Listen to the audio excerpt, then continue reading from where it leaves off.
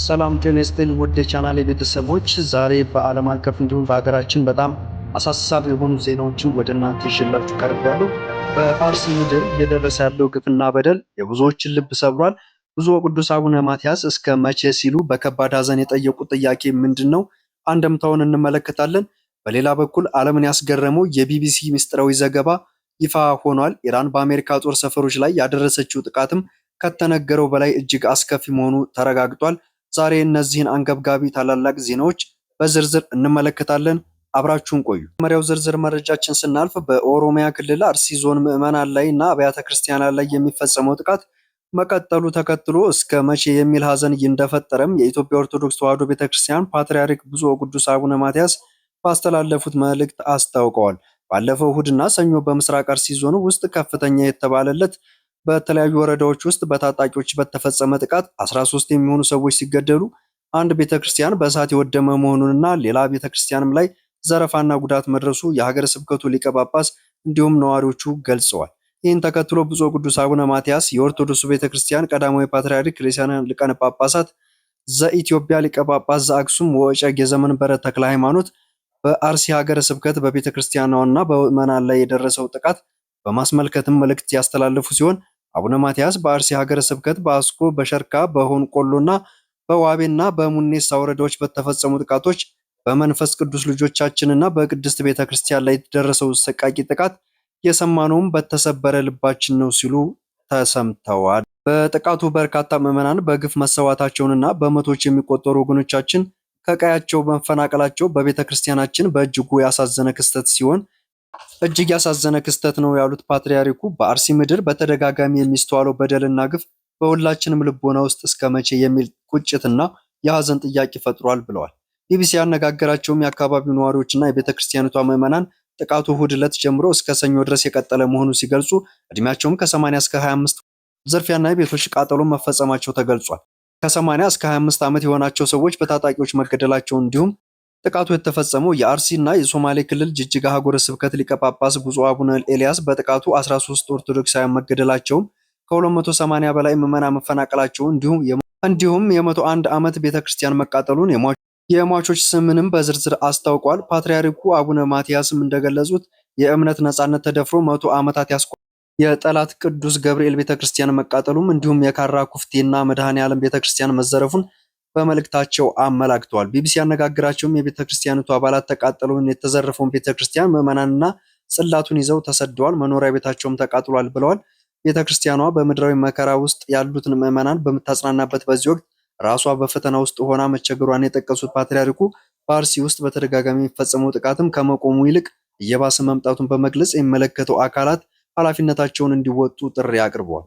ይህ መከራ እያበቃ ሳይሆን እየሰፋ በመምጣቱ የዜጎች ደህንነት የመጠበቅና ለሰላምን የማስፈን አደራም የተጣለባቸው የጸጥታ አካላትና ኃላፊዎች ይህንን የጥቃት ሰንሰለት በማስቆምና ወንጀለኞችን ለሕግ በማቅረብ ከታሪክ ባለዕዳነት ትድኑ ዘንድ በቤተክርስቲያናችንም ስም አበክረን እናሳስባለን ብለዋል። ከቀናት በፊትም የተከሰተው የበርካታ ሰዎች ሕይወት የጠፋበትና የመፈናቀል ያስከተለው ጥቃት በተመለከተም የፌዴራል መንግስቱ በኦሮሚያ ክልል አስተዳደርም ሆነ ከዞኑ ኃላፊዎች እስካሁን የተባለ ነገር የለም። ቢቢሲ በደረሰው ጥቃት ላይ መረጃ ለመጠየቅ ለኦሮሚያ ክልል ኮሚኒኬሽን ቢሮ ኃላፊ አቶ ኃይሉ አዱኛ እና የክልሉ ሰላምና ጸጥታ ቢሮ ኃላፊ አቶ አራርሳ መርዳሳ በተደጋጋሚ ቢደውልም ስልካቸውን ባለመነሳቱ ምላሽ ማግኘት አልቻልኩም ብሏል። ቢቢሲ አፋን ኦሮሞ የአርሲ ዞን ኮሚኒኬሽን ጽህፈት ቤት ኃላፊ የሆኑት አቶ ሶሪ ወገኔ ስለተፈጸመው ጥቃት ማክሰኞ አመሻሽ ላይ ላቀረበላቸው ጥያቄ እስካሁን የደረሰ መረጃ የለም፣ እናጣራለን የሚል ምላሽ ተሰጥተዋል። ጥቃቱ ከተፈጸመባቸው አካባቢዎች አንዱ የሆነው የሆንቆላ ዋቤ ወረዳ አስተዳደር ሐሰን መሐመድ ሰዎቹም ስለሞቱበትና ንብረት ስለወደመበት ክስተት መረጃ የለንም የሚል ምላሽ መስጠታቸው አነጋጋሪ ሆኗል። ከጥቃቱ ጋር ስሙ እየተነሳ ያለው የኦሮሞ ነጻነት ሰራዊት በሰሜን አሜሪካ የሚገኙት የቡድኑ ቃል አቀባይ መሆናቸውን የሚገልጹት ጅሬዳ አያና ምላሽ እንዲሰጡ ቢቢሲ በጽሁፍ መልእክት ጥያቄ ያቀረበ ሲሆን ዘገባው እስከወጣበት ጊዜ ድረስ ምንም ምላሽ እንዳልሰጣቸው ቢቢሲ አሳውቋል። በኦሮሚያ ክልል በሚገኘው አርሲ ዞን ውስጥ በሚገኙት ቦታዎች በተለያዩ ጊዜያት በተፈጸመ ጥቃት በርካታ ሰዎች መገደላቸውም የተዘገበ ሲሆን ነዋሪዎቹ ጥቃቱ እምነትን መሰረት ያደረገና ኢላማ የተደረገበት ሰዎችን መኖሪያ ንብረትና ቤተክርስቲያናት ጭምር ያወደመ መሆኑን ይናገራሉ።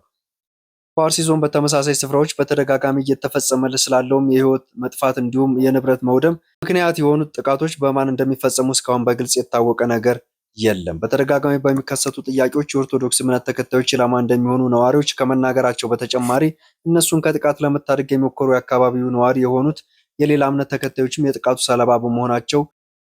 ሰለባ መሆናቸውም ተዘግቧል።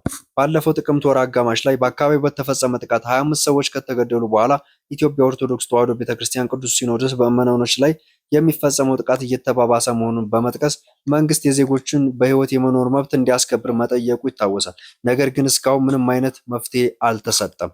ወደ ቀጣዩ ዓለም አቀፍ መረጃችን ስናልፍ ኢራን ጦርነቱ ከተጀመረ ጊዜ ጀምሮ 20 የአሜሪካ ወታደር ተቋማትን ማውደሟንና የደረሰው ጉዳት በይፋ ከታወቀው ከፍተኛ መሆኑን የቢቢሲ መረጃ ማጣሪያ የሆነው ቢቢሲ ቬሪፋይ የተሰኘው ሳተላይት ምስሎችና ቪዲዮዎች አመልክቷል።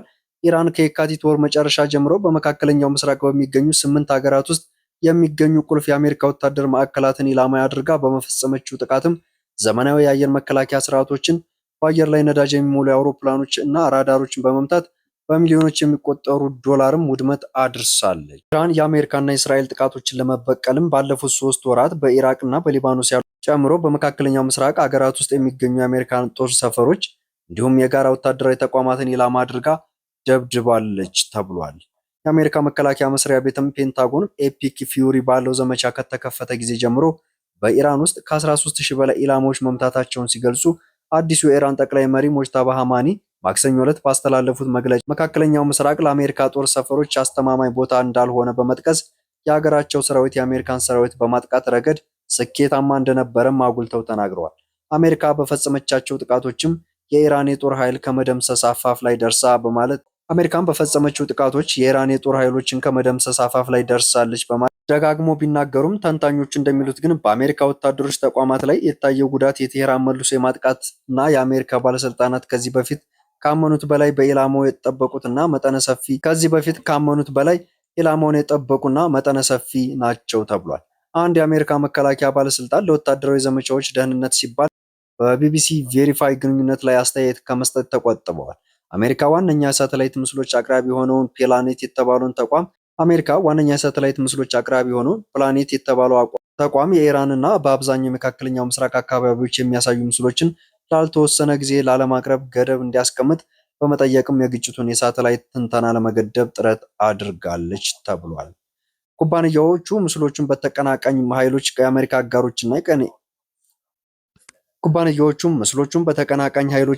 አጋሮችና የኔቶ አባላትን እንዲሁም በሲቪሎች ኢላማ ለማድረግ ጥቅም ላይ እንዲውሉ ለማድረግ እንደሚፈለግ በመግለጽ የእገዳው ትክክለኝነትን ደግፎታል። ቢቢሲ ቬሪፋይ በኢራን ጥቃቶች ምክንያት በአሜሪካ ተቋማት ላይ የደፈረሱ ጉዳዮች ለመተንተን ከሌሎች ዓለም አቀፍ የሳተላይት ምስሎች አቅራቢዎች የተገኙ ምስሎችን እንዲሁም ከፕላኔት ደግሞ ቆየት ያሉ ማነጻጸሪያ ምስሎችን ተጠቅሟል ብለዋል። በኢራን ጥቃት ጉዳት የደረሰባቸው ወታደራዊ ተቋማት የሚገኙት በሳውዲ አረቢያ፣ በተባበሩት አረብ ኤምሬትስ፣ በኳታር፣ በኩዌት እና በኢራቅ እንዲሁም በዮርዳኖስ፣ በባህሬን እና በኦማን ሲሆኑ የጥቃት ኢላማ የሆኑት ማዕከላት ትክክለኛውን አሃዝ ከፍተኛ ሊሆን እንደሚችል ቢሆንም አንዳንድ ተንታኞች ቁጥሩን እስከ 28 ያደርሱታል። ጉዳቱ ከደረሰባቸው ውድ ወታደራዊ መሳሪያዎች መካከል በአረብ ኤምሬት ውስጥ በሚገኙት አል ሩዋይስ እና አል ሳዳር አየር ኃይል ሰፈሮች ውስጥ እንዲሁም ዮርዳኖስ በሚገኘው ሞፋግ ሳልታ አየር ኃይል ሰፈር ውስጥ የነበሩ እጅግ ዘመናዊ ጸረ ባላስቲክ ሚሳኤል መከላከያ መሳሪያዎች ይገኙበታል ተብሏል። አሜሪካ በዓለም ዙሪያ በሚገኙ የጦር ሰፈሮች ውስጥ የተተከሉ 8 ታድ የሚባሉ ሚሳኤል መከላከያዎች ሲኖሯት እያንዳንዱን ለማምረት $1 ቢሊዮን ያስወጣል ተብሏል። እነዚህ የጸረ ሚሳኤል መከላከያዎች እያንዳንዳቸው 100 የሚሆኑ ወታደሮችን ባለ ቡድን የሚንቀሳቀስ ሲሆን በአንድ ዙር የሚተኩሷቸው ጸረ ሚሳኤሎችም እስከ $12.7 ሚሊዮን ያስወጣል ተብሏል። የአየርላንድ ጦር ኃይሎች ቀድሞ አዛዥ ምክትል አድሚራል ማርክ ሜላት ለቢቢሲ ቬሪፋይ እንደተናገሩት የሚሳኤል ጥቃት መከላከያዎቹን እጅግ ውስብስብ የሆነና ቀጠናዊ መከላከያ ስርዓትን አካል በመሆናቸውም በፍጥነት ወይም በቀላሉ ሊተኩ የማይችሉ ናቸው ሲሉ ተደምጠዋል። ውድ ተመልካቾቻችን ለዛሬ ይዘንላችሁ የቀረብነው ዝርዝር ትንታኔዎችን እነዚህን ይመስሉ ነበረ። ቪዲዮን ከወደዳችሁት ላይክ አድርጉት፣ እንዲሁም ለሌሎች እንዲደርስ ሼር በማድረግ ቤተሰብ ያልሆናችሁ ደግሞ ሰብስክራይብ በማድረግ ቤተሰብ ሁኑ። በቀጣይ ቪዲዮ እስክንገናኝ ሰላም ቆዩልኝ። ይመቻችሁ።